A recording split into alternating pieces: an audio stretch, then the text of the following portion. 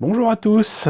Alors aujourd'hui, une vidéo un peu spéciale puisque je vous ai déjà présenté l'une de ces maquettes, mais pas la seconde, et je vais en profiter pour vous reparler en fait de morceaux du robot Acrobunch qu'on connaît chez nous sous le nom de Tornrock, le robot géant transformable en différents véhicules qui apparaît dans la série L'Empire des 5. Voilà, une série de 1982, pour le Japon du moins, et qu'on a eu en 1985 sur Recrea 2 en France. Une série assez courte, de 24 épisodes si je me rappelle bien, qui en plus a l'originalité d'avoir une sorte de reboot au milieu de la série. Tout d'un coup, la série a pris une direction un peu différente, avec plus de robots ennemis, certainement pour fabriquer plus de jouets, en tout cas plus de maquettes, puisque là vous avez quelques morceaux d'Acrobunch. À une certaine échelle, je crois que c'est du 1,72, oui, du 1,72. Il existe aussi au 1 centième. Vous devez acheter les différents véhicules en plus 2 fois pour les jambes, 2 fois pour les bras, une seule fois pour le corps, qui est en fait une espèce de vaisseau volant. Mais il y avait quand même aussi des robots ennemis qui sont apparus comme ça tout d'un coup dans la série sans crier gare, avec les Logors.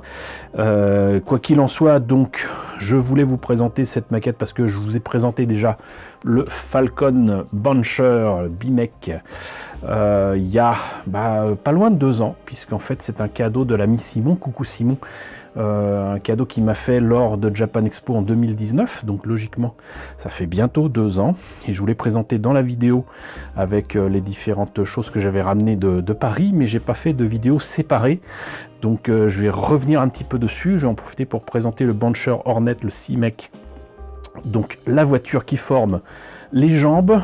C'est un lot que j'ai pris. En fait, il y a 2 fois la même voiture. Je ne vais pas vous montrer 2 fois la même maquette, ça rime à rien. Mais il y avait donc 2 fois la même voiture et ce véhicule volant sur Vinted, un lot que j'ai pris, aidé en cela par l'ami Gélios. Coucou Gélios.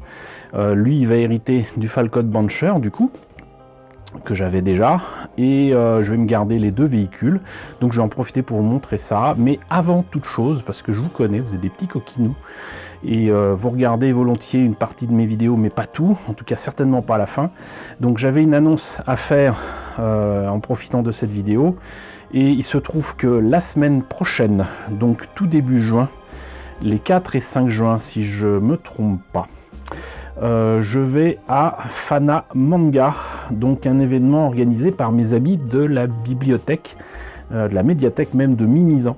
Voilà, coucou tout le monde. Et je suis invité donc cette année à revenir là-bas. Voilà, c'est toujours un rendez-vous que j'ai plaisir à faire, à suivre. Et donc vous me retrouverez non seulement les 4 et 5 juin, mais le 4 juin, je modérerai une rencontre avec les différents invités qui seront sur place. Alors donc au hasard, il y aura mon ami Michael Almadovar qui fait un super manga. Il y a Chong aussi qui fait des BD, Surya, il y a mon vieil ami Olivier Fallet qui sera là, qui présentera d'ailleurs le samedi soir ou le vendredi soir, je crois que c'est vendredi soir, le 4 juin, qui présentera le film Lupin 3 qui passera au cinéma donc à Mimizan. Mais sinon, surtout, c'est ce qui vous intéresse le plus, c'est que le samedi, donc 5 juin, je serai présent toute la journée pour des ateliers Gunpla, pour des ateliers maquettes. Donc si vous êtes dans la région de Mimizan, n'hésitez pas éventuellement à passer me faire un petit coucou, et ça me ferait très plaisir de vous voir, dans les respects évidemment des gestes barrières, n'est-ce pas? Donc n'hésitez pas à venir et je vous y retrouverai bien volontiers. Et si ça s'y prête, je vous ferai un petit compte rendu vidéo comme je l'ai fait déjà souvent. Donc pour revenir sur ces maquettes, Falcon Bancher, Bancher Hornet, tout cela au 1,72. Ce sont donc non seulement les véhicules qui composent l'Acrobunch, mais c'est surtout des morceaux qui permettent de faire le robot en entier. Donc ce que je vous propose de faire, c'est de montrer déjà peut-être la voiture, parce que celle-là était inédite. On finit avec le Falcon Bancher, et on va voir ça immédiatement. Alors, ce Bancher Hornet C-Mec, je le répète, donc c'est une voiture, voiture de course, hein, très clairement, qui est supposée se transformer donc en jambe de l'Acrobunch. Et en fait, il vous faut 2 fois exactement le même véhicule pour faire les 2 jambes. Voilà. C'est pour ça que je l'ai 2 fois. Il me manquera du coup les 2 motos qui forment les bras de ce robot. Et donc c'est une maquette qui est supposée être au 1,72. On va voir ça.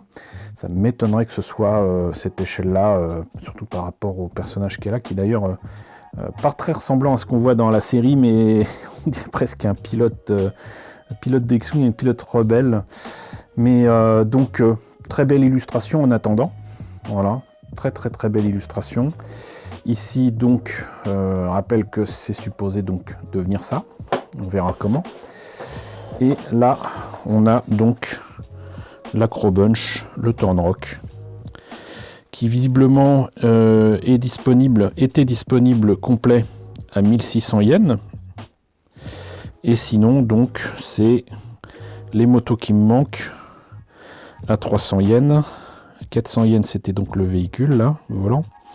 Et là, les voitures à 300 yens, c'était pas bien cher, mais du coup, 300 x 2, 300 x 2, ça fait 1200 yens plus 400, bah oui, 1600 yens. Donc le compte est bon, voilà. Et il y a rien d'autre. Donc on va voir sans plus tarder ce que ça donne à l'intérieur. Alors, je l'ai fait pour vous, c'était neuf de chez neuf. J'ai enlevé déjà, pour éviter que ça fasse trop de bruit, les pièces de leur sachet plastique. Voilà, ne me remerciez pas. Et là, vous voyez qu'en plus de ça, il y a encore le petit sachet de colle d'époque. Voilà, puisque bon, si la série date de 82, j'imagine que les maquettes sont sorties aussi en 82, au pire en 83. Donc voilà, ça a quasiment 40 ans. Et voici la notice. On voit que la maquette par rapport à l'illustration, c'est pas vraiment ça. Hein. Déjà, on peut oublier j'allais dire le poste de pilotage, vous voyez. La vitre, le pare-brise en transparent, niette. La forme n'a rien à voir avec ce qu'on voit là. Là, a priori, il y a des trucs plutôt peints que transparents. On va voir ce que ça donne. Hein. Et les morceaux de maquette, les voilà. Alors ce qui m'étonne, c'est ici, pas de roue à l'avant, mais je sais pas quoi, ce que c'est. Devant, alors moi j'avais souvenir qu'il y avait quand même plutôt une roue. Mais j'imagine que ça s'enlève, et puis de toute façon ça se remplace aussi pour mettre une main. Une main qui d'ailleurs n'est pas une main humaine avec 5 doigts et un pouce opposable, mais plutôt une espèce de pince, c'est-à-dire que c'est plutôt avec un truc au milieu, ce qui fait que vous avez exactement la même main d'un côté que de l'autre. C'est bien pratique, hein, c'est bien pensé. Et on voit quand même le résultat final, ça casse pas 3 briques, un canard j'allais dire. Ça, franchement, bon, on peut mieux faire quand même, mais bon, on verra ce que ça donne en temps voulu. Et sinon, donc les pièces en présence, assez étrangement, on commence directement par les pièces qui correspondent là où il y a les roues. A priori, il y a quelque chose qui va être articulé, qui se met avec le centre du véhicule. Là, on a, je pense, le moteur. Ici, le pare-brise qui a l'air articulé aussi. Et je comprends pas trop. Franchement, la notice est difficilement compréhensible, à part que là, c'est pour le véhicule. Là, c'est pour la version jambe. C'est... Là, franchement, je ne vois pas, je comprends pas. Sinon, les pièces, bah là aussi, c'est pas Gégen. D'ailleurs, j'ai même pas noté, c'est Aoshima. C'est Aoshima qui faisait ça. connaît notamment maintenant pour les ressorties de quelques licences connues des années 80 comme Supercopter ou Retour vers le futur. Je crois qu'ils ont fait aussi K2000. Mais voilà, rien de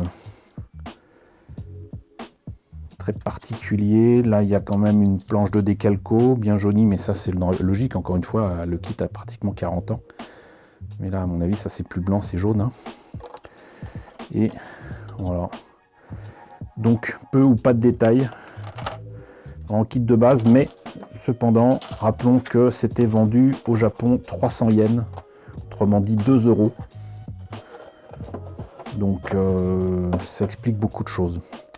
Allez, on va passer donc à ce véhicule volant que je vous ai présenté, qui est donc le Falcon Buncher. Alors, ce Falcon Buncher, donc la partie principale, j'ose dire, de l'Acrobunch, et puis surtout un véhicule volant qui fait du coup pas du tout réaliste, hein, non pas que les pieds et les jambes fassent réaliste, mais au moins ça ressemble à des motos et à des voitures, là. Bon, voilà, belle illustration quand même. Hein. Et là, donc, ça nous explique qu'on a effectivement affaire donc au milieu du robot et à ses ailes. Et là, de nouveau, donc Acrobunch que je vous ai déjà présenté et les différents éléments, toujours de Aoshima. Hein. Hop, donc sans plus tarder, on ouvre toujours la coquille. Ici, la même illustration, la même image pour le résultat monté et peint des véhicules et du robot. Là, je crois que je l'avais déjà dit d'ailleurs dans la vidéo de présentation de la dernière fois, mais non seulement on est très très loin de l'illustration qui est ici, hein, mais ce que c'est laid, franchement, c'est incroyablement laid. Je veux dire, en véhicule, ça ne ressemble strictement à rien. Mais vraiment. Et donc, pour la notice, donc, les pièces en présence, on commence, je ne sais même pas ce que c'est. C'est les jambes, c'est quoi? Je ne sais pas. Des tas de trucs articulés ici, au niveau du torse, ça bascule peut-être. Les ailes, la tête, alouette. Bon, tête qui apparemment se rajoute. Par contre, ce que j'aime bien avec les trucs de ces années-là, c'était donc ces petits machins en carton, sauf que là, ça présente la photo du modèle monté et peint, ce qui est pas beau. C'est bien dommage. Une illustration, ça aurait été vraiment préférable. Là, la petite planche de décalco qui va bien. Malheureusement, très vieillie là aussi, mais au moins, il y a très peu de blanc, donc ça va. En espérant que ça disparaisse pas dans l'eau, mais voilà. C'est déjà pas mal. Donc là, les pièces, bah oui, voilà. Ça ressemble pas à grand chose.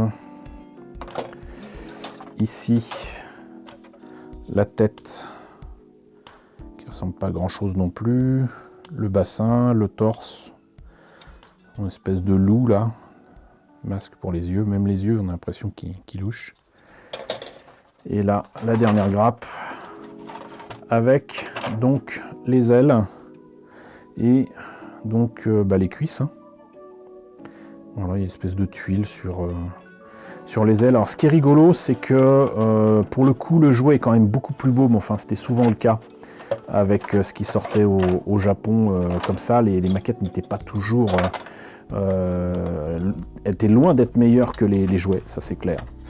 Mais ce qui est rigolo, c'est qu'en France, on a quand même eu le jouet d'abord en version pirate. Et quelques temps plus tard, on a eu enfin le jouet donc en version officielle. Mais c'est exactement les mêmes illustrations. Il y a que les écritures sur la boîte qui changent. Le logo Antenne 2 qui est rajouté. Et voilà. Et je pense que tout le monde a eu surtout le jouet pirate. Pas la version officielle Antenne 2 avec écrit Empire des 5. Du coup, c'est la version officielle de Tornrock qui est plus difficile à trouver sous boîte que l'autre jouet qui, pour ce que j'en sais, est strictement identique. En tout cas, je ne sais plus du tout si c'était sorti en 85 ou non. Il me semble qu'effectivement, c'était vers ces dates-là, 84-85, on avait eu encore une nouvelle vague de jouets transformables en France de tout horizon, y compris, mine de rien, du Mospida chez Lancet. Mospida qui est la 3e génération Robotech, mais voilà, c'est quand même assez amusant de voir qu'on avait eu le jouet, mais j'allais dire presque par hasard, avant la diffusion à la télé, puis une fois que c'est passé à la télé, finalement la boîte a été changée, mais ça s'est fait de justesse, et encore une fois pour une série qui finalement est assez courte, qui a franchement marqué les mémoires, puisque je pense pas qu'il y ait beaucoup de ces séries-là qui aient profité d'une ressortie en intégrale en VHS puis en DVD comme ça. Beaucoup de gens aiment bien l'Empire des 5, ont de beaux souvenirs dessus. Mais revoyez la série, on en discutera. Donc voilà. En tout cas, je suis bien content de vous avoir présenté ces kits. Je suis bien content d'avoir les voitures pour faire les jambes. On verra si un jour je tombe sur les motos. Ça m'intéresse de voir si j'arrive à en tirer quelque chose. On ne sait jamais. On ne sait jamais. L'espoir fait vivre. Mais en tout cas, c'était aussi l'occasion de vous parler de Fanamanga. Donc le week-end prochain, le 4, vendredi 4 juin, et surtout le samedi 5 juin, si vous voulez me faire un petit coucou à Mimizan. Donc n'hésitez pas, je vous mets les liens utiles dans la description de la vidéo, là. Voilà.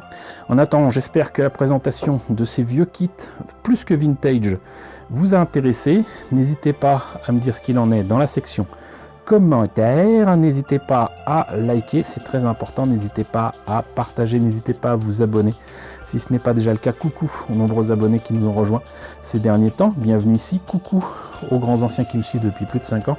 Merci à tous de votre fidélité, merci à tous de votre soutien sur Tipeee, sur Paypal. Surtout, prenez soin de vous. Je vous laisse avec la liste des contributeurs de la chaîne et je vous dis à très bientôt, je l'espère, pour la présentation de ce qui s'est passé à Mimizan.